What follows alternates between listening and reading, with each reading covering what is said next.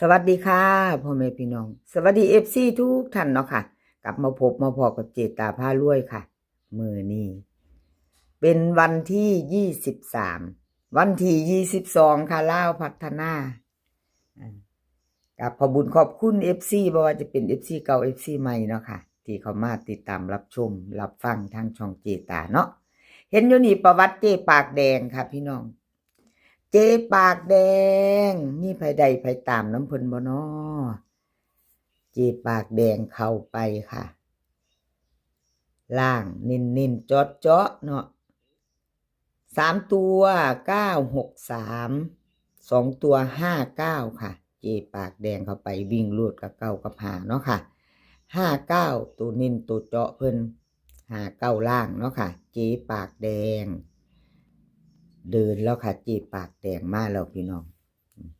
รูดหลายงวดแล้วเจตาบ่ได้ตามดอกว่าติ ขอโทษขออภัยเนาะพี่น้องมาแล้วค่ะมาแล้วบ่เป็นหยังเนาะเลขทุกตัวเอามาวางเพื่อเป็นแนวทางโปรดใช้วิจารณญาณในการรับชมเป็นอย่างสูงค่ะรับชมรับฟังเป็นเพียงแนวทางเจปากแดงเพิ่นให้มาแล้วค่ะมาลุ้นกันใหม่ไปต่อเป็นวันพุธที่24เนาะค่ะเป็นวันพุธที่24เจตาลงให้ก่อนมือนึงเนาะเจปากแดงค่ะเฮามาลุ้นกันต่อกราบขอบคุญขอบคุณเจปากแดงหลายๆค่ะที่ให้แนวทางมาวางทางช่องของเจตาเนาะค่ะกราบขอบพระคุณเป็นอย่างสูงค่ะแนวทางใหม่ของเพิ่น FC เตรียมแคปหน้าจอค่ะใครจะไปต่อกับเจปากแดงรุ่นใหม่ไปต่อเนาะค่ะไปต่อเจปากแดงวันที่24ค่ะเจ๊ปากแดงค่ะลาวพัฒนาวิ่งรูดเพิ่นให้มา4กับ7ค่ะ4กับ7 2 ตัว4หาง48 47 73 72เบิ้ลค่ะ44 77 3 ตัวค่ะ748 473วิ่งรูดค่ะ4 7เด่นเท่ากันวงกลมให้ถึง2ตัวเนาะค่ะเจปากแดงเด่นทั้ง4ทั้ง7 2ตัวค่ะ2ตัวเพิ่นเน้นให้2หาง4 7 7 3 3ตัว4 7 3หางเดียวค่ะเจปากแดงเน้นให้หางเดียว3ตัวไผจะไปต่อกับเพิ่นเอาไปไว้พิจารณามืออื่นค่ะลาวพัฒนา2 ทุ่มครึ่งเนาะค่ะ FC ของเจปากแดงเดินแล้วค่ะมาแล้วเจปากแดงแต่เก่าคนเพิ่นได้มากอ่ะเขาติดเพิ่นเด้เจปากแดงพี่น้อง2-3 งวดเพิ่นกับเขา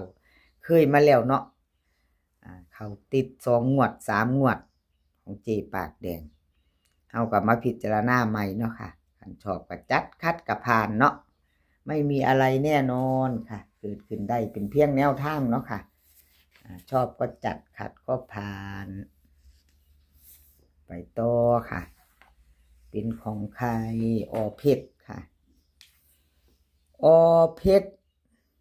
วันที่22ที่ผ่านมาเนาะค่ะอเพชร3 ตัวค่ะ963บน59ล่างของเพิ่นอเพชรเข้าไปวิ่งลูดหาตัวเดียวเนาะค่ะตัวเดียววิ่งรูดของเพชรเข้าอยู่ค่ะ2 ตัวมา1 ตัวเนาะค่ะ2 ตัวมา1 ตัวยังบ่ทันหลุดอยู่ก็ถือว่าเดินอยู่เนาะวันที่19ของเพิ่นก็มา1 ตัวมา3เนาะให้เบิ่ง2 งวดค่ะพี่น้องเจตายเบิ่ง2 งวดเบิ่งแนวเบิ่งเงินประวัติเพิ่น2 งวดใส่กันถ้าชอบก็จัดพิจารณาเอาเนาะค่ะชอบของเพชรก็แคปหน้าจอไปไว้ถ้าเบิ่งบ่ชอบก็ผ่านเนาะค่ะกับขอบคุญขอบคุณเพชรหลายๆค่ะที่ให้แนวทางมาวางทางช่องของเจตาครับขอบพระคุณเป็นอย่างสูงค่ะเจตาเอาว่างมาให้เบิ่งกัน เบิ่งใส่กันประวัติกับอันใหม่เนาะค่ะเพราะว่า FC เพิ่นว่าเจตาเอากระดาษเลขไปไว้พูดว่าซั่นเอาหนีไว้นะบ่ว่างไว้โดนว่าซั่นพี่น้อง เอาว่างไว้สิโดนๆแหน่เจตาว่าซั่นให้ได้เบิ่งใส่กันว่าซั่นเพิ่นว่าเจตายกหนีไว้พูดว่าซั่น จัดให้ค่ะเพชรค่ะ มาเบิงแนวทางใหม่ของเพิ่นมือวันที่24เนาะค่ะมาลุ้นไปน้ำกัน วิ่งลูดค่ะของเพชรเพิ่นให้มา2กับ5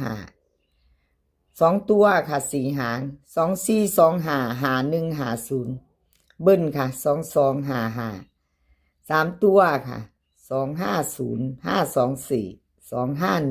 1วิ่งลูดค่ะ2กับ5 2ตัว4หาง2 4 2 2 4 2 4 2 5 5 1 5 0เบิ้ล2 2 5 5 3ตัว3หาง2 5 0 5 2 4 2 5 1วิ่งรูดเพิ่นเด่นทอกันเนาะค่ะ5เบิ้ลเพิ่นเด่นแต่2เด่น2รอง5ค่ะเด่น2รอง5 2ตัวกับ2หางเน้น2 4กับ50ค่ะเน้น2หาง2 4กับ50 3ตัวค่ะ5 2 4แคปหน้าจอค่ะใครจะไปต่อกับเพชรเนาะกราบขอบคุญขอบคุณเพชรหลายๆค่ะที่ให้แนวทางมาวางทางช่องของเจตากราบขอบพระคุณเป็นอย่างสูงแคปหน้าจอค่ะเราไปต่อเป็นของใครลาวพัฒนาแคปหน้าจอของเพชรเนาะ FC มีผู้เพิ่นชอบของแนวทางของเพชรเนาะค่ะไปต่อค่ะล็อกเทียนทะเลค่ะล็อกเทียนวันที่22เนาะค่ะ22เป็นจังใดเทียนทะเลเจ้า963 3ตัวบนค่ะ59เนาะลาวพัฒนาวันที่22ที่ผ่านมาของเพิ่นบ่เข้าเนาะค่ะรูดไปล็อกเทียนทะเลกับขอโทษขออภัย FC ค่ะที่แนวทางของล็อกเทียนทะเลรูดบ่เข้าเนาะค่ะวันที่19เข้าไปตัวนึงวิ่งรูดเนาะค่ะ22หลุดแล้วหลุดเลยหลุดแล้วหลุดเลยค่ะล็อกเทียนทะเลแนวทางใหม่ค่ะมาตามกันต่อล็อกเทียนทะเลวิ่งรูดค่ะเพิ่นให้มาวิ่งรูด5กับ1ค่ะ5กับ1 2ตัว4หาง57 58 14 13เบิ้ลค่ะ5กับ11 3ตัวค่ะ514 157 158วิ่งรูดเด่นทอกันค่ะกับ1วงกลมให้เท่ากัน2ตัวเนาะ2ตัวเน้น2หางค่ะ5814 3ตัวเน้นหางเดียว158แคปหน้าจอค่ะใครจะไปต่อกับล็อกเทียนทะเลเนาะค่ะเลขทุกตัวก็เป็นเพียงแนวทางเนาะค่ะพี่น้องรูดไปกับกราบขอโทษขออภัยกับขอบคุญขอบคุณล็อกเทียนทะเลค่ะที่ให้แนวทางมาวางทางช่องของเจตาเนาะค่ะเพิ่นก็ให้มาตลอดเนาะว่าเลขเขาจะรุดเพิ่นก็ให้แนวทางมาวางทางช่องเนาะไม่มีแนวทางก็ไม่มีช่องเนาะค่ะกับขอบคุญขอบคุณหลายๆ FC ใหม่ค่ะถ้าเพิ่งมาเห็นเนาะถ้ามาเห็นเป็นครั้งแรกว่าท่านกดติดตามค่ะคันชอบคลิปนี้เนาะถ้าชอบคลิปนี้ในช่องของเจตาพารวยค่ะชอบแนวทางคือกันแนวทางลาวพัฒนาถ้าผ่านเขามาเห็นกันกดติดตามไว้ค่ะกดติดตามถ้าชอบกดติดตามแล้วก็อย่าลืมกดกระดิ่งแจ้งเตือนน้ำค่ะจะได้บ่พลาดคลิปใหม่ๆของเจตาเนาะจะได้บ่พลาดคลิปใหม่ๆยามลงปุ๊บเห็นปั๊บเนาะค่ะถ้าเอากดกระดิ่งแจ้งเตือนไว้ก็จะได้เห็นปั๊บเลยคลิปนี้ขอให้พี่น้องโชคดีกับลาวพัฒนาเป็นวันพุธที่22ค่ะ